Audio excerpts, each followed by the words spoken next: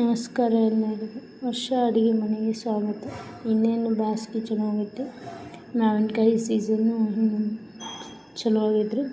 ಈ ರೀತಿ ಒಮ್ಮೆ ಮಾವಿನಕಾಯಿ ಮಾಡಿ ನೋಡಿರಿ, ಮಾವಿನಕಾಯಿ ಉಪ್ಪಿನಕಾಯಿ ಮಾಡಿ ನೋಡಿರಿ, ತುಂಬಾ ಚಲೋ ಆಗಿರ್ತವೆ ಮತ್ತು 1 ವರ್ಷದವರೆಗೆ ಇಟ್ಟರೆ ಇವು ಕೆಡುವುದಿಲ್ಲ. ಈ ರೀತಿ ಉಪ್ಪಿನಕಾಯಿ ಇದ್ದರೆ ರೊಟ್ಟಿ, ಚಪಾತಿ ಅಥವಾ ಅನ್ನ ಜೊತೆ ತಿನ್ನಲು ತುಂಬ ಚೆನ್ನಾಗಿರ್ತದೆ. ನೀವು ಒಮ್ಮೆ ಮನೆಯಲ್ಲಿ ಟ್ರೈ ಮಾಡಿ ಹೇಗೆ ಬಂತಂತ ಕಮೆಂಟ್ ಮಾಡಿ ತಿಳಿಸಿ. ಸ್ಕಿಪ್ ಮಾಡದೆ ಈ ವಿಡಿಯೋವನ್ನು ನೋಡಿ. ಈ ವಿಡಿಯೋ ನಿಮಗೆ ಇಷ್ಟ ಆಗಿತ್ತು ನಮ್ಮ ಚಾನಲನ್ನು ಸಬ್ಸ್ಕ್ರೈಬ್ ಮಾಡಿಕೊಳ್ಳಿ. ಈ ರೀತಿಯಾದ ಉಪ್ಪಿನಕಾಯಿ ಇದ್ದರೆ 1-2 ತುತ್ತು ಜಾಸ್ತಿ ಉಂಟಾಗಿ 1-2 ರೊಟ್ಟಿ ಜಾಸ್ತಿ ಹೋಗುತ್ತೆ. ಈಗ ಇದನ್ನು ಮಾಡಲು ಏನೇನು ಸಾಮಗ್ರಿಗಳು ಬೇಕಂತ ನೋಡೋಣ. 1 ಬೆಳ್ಳುಳ್ಳಿ, ಸಿಪ್ಪೆಯನ್ನು ತೆಗೆದ ಬೆಳ್ಳುಳ್ಳಿ, ಸ್ವಲ್ಪ ಖಾರ. ನಾವಿಲ್ಲಿ ಒಣ ಖಾರನ ತೊಗೊಂಡಿದ್ದೇವೆ. ನೀವು ಮಸಾಲೆ ಖಾರ ಇದ್ದರೆ ಮಸಾಲೆ ಖಾರ ಕೂಡ ತೊಗೊಳ್ಬೋದು. ಒಂದು ಸ್ವಲ್ಪ ಧನಿಯಾ ಪುಡಿ ಮತ್ತು ಅರಿಶಿಣ ಪುಡಿ, ಸ್ವಲ್ಪ ಸಕ್ಕರೆ, ಒಂದು 5-6 ಟೇಬಲ್ ಸ್ಪೂನಷ್ಟು ಸಕ್ಕರೆ ತೊಗೊಂಡಿದ್ದೇವೆ. ಸ್ವಲ್ಪ ಗರಂ ಮಸಾಲ, ರುಚಿಗೆ ತಕ್ಕಷ್ಟು ಉಪ್ಪು. ನಾವಿಲ್ಲಿ ಕೆಂಪು ಉಪ್ಪು ಬಳಸ್ತಾ ಇದ್ದೇವೆ, ನೀವು ಯಾವುದಾದ್ರೂ ತೊಗೊಳ್ಬೋದು. ಹಾಗೆ 3 ಮಾವಿನಕಾಯಿ ತೊಗೊಂಡಿದ್ದೇವೆ, ನೀವು ಜಾಸ್ತಿ ಪ್ರಮಾಣ ಸಹ ಮಾಡ್ಕೊಳ್ಬೋದು. ಈಗ ಈ ಮಾವಿನಕಾಯಿಯನ್ನು ತೊಗೊಂಡು ಮೊದಲು ಸ್ವಚ್ಛವಾಗಿ ನೀರಿನಲ್ಲಿ ತೊಳ್ಕೊಬೇಕು. ಧೂಳು ಅವೆಲ್ಲ ಇರ್ತವೆ, ಅದರಿಂದಾಗಿ ಈ ರೀತಿಯಾಗಿ ತಿಕ್ಕಿ ಚೆನ್ನಾಗಿ ತೊಳ್ಕೊಳ್ಬೇಕು.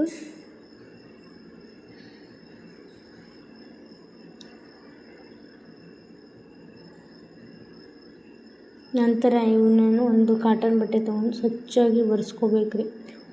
ಒಂದು ಸ್ವಲ್ಪ ನೀರು ಎಲ್ಲಿ ಇರಬಾರ್ದು, ಒಂದು ಹನಿ ನೀರು ಇರಬಾರ್ದು. ಆ ರೀತಿಯಾಗಿ ಒರೆಸ್ಕೊಂಡ್ರೆ ಮಾತ್ರ ಉಪ್ಪಿನಕಾಯಿ ಕೆಡುವುದಿಲ್ಲ. ನೋಡಿ, ಇಷ್ಟು ಮಾವಿನಕಾಯಿಯನ್ನು ಹೀಗೆ ಒರೆಸ್ಕೊಂಡು ನಂತರ ಈ ರೀತಿ ಸ್ವಲ್ಪ ತುಂಬನ್ನು ತೆಗಿಬೇಕು. ತುಂಬನ್ನು ತೆಗೆದು ನೋಡಿ, ಈ ರೀತಿ 2 ಹೋಳು ಮಾಡ್ಕೋಬೇಕು.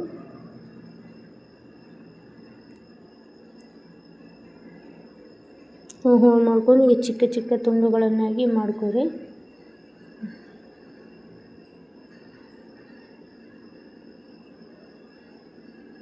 ಇದೇ ರೀತಿ ಎಲ್ಲ ಮಾವಿನಕಾಯನ್ನು ಮಾಡ್ಕೊಳ್ಬೋದು. ನೀವು ಈ ರೀತಿ ಆದರೆ ಹೆಚ್ಕೊಳ್ಬೋದು, ಇಲ್ಲಾಂದರೆ ಅಥವಾ ಕೊಡಲಿ ಅಥವಾ ಕಂದಿ ಅಂತ ಕರೀತಾರೆ, ಅದರಿಂದಾಗಿ ಈ ಒಟ್ಟಪ್ಪ ಇರೋ ರೀತಿಯಾಗಿ ಕಟ್ ಮಾಡ್ಕೊಳ್ಬೋದು.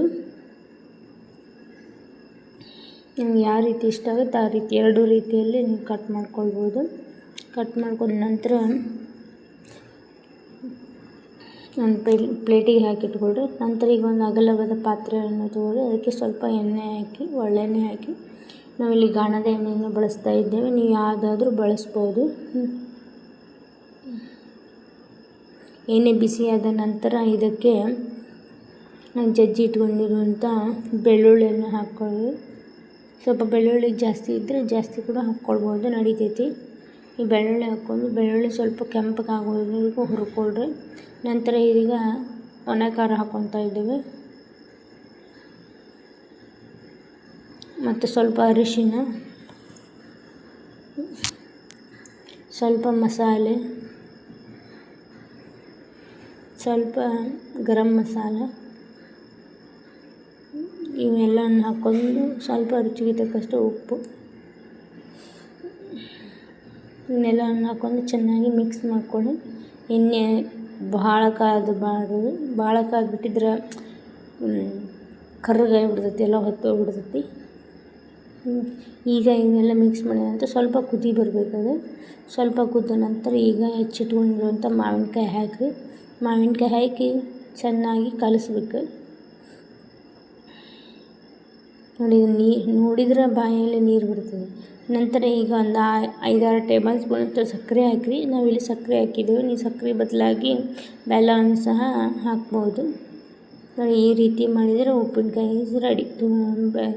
ಸಕ್ಕರೆ ಕರಗೋವರೆಗೂ ಚೆನ್ನಾಗಿ ಕಲಸಿ. ನೀವು ಮನೆಯಲ್ಲಿ ಮಾಡಿ ಹೇಗೆ ಬಂತಂತ ತಪ್ಪದೇ ಕಮೆಂಟ್ ಮಾಡಿ. ಈ ವಿಡಿಯೋ ನೋಡೋದಕ್ಕೆ ತಮ್ಮೆಲ್ಲರಿಗೂ ಧನ್ಯವಾದಗಳು. ಈ ವಿಡಿಯೋ ಇಷ್ಟ ಆಗಿದ್ದರೆ ನಮ್ಮ ಚಾನಲನ್ನು ಸಬ್ಸ್ಕ್ರೈಬ್ ಮಾಡಿಕೊಳ್ಳಿ.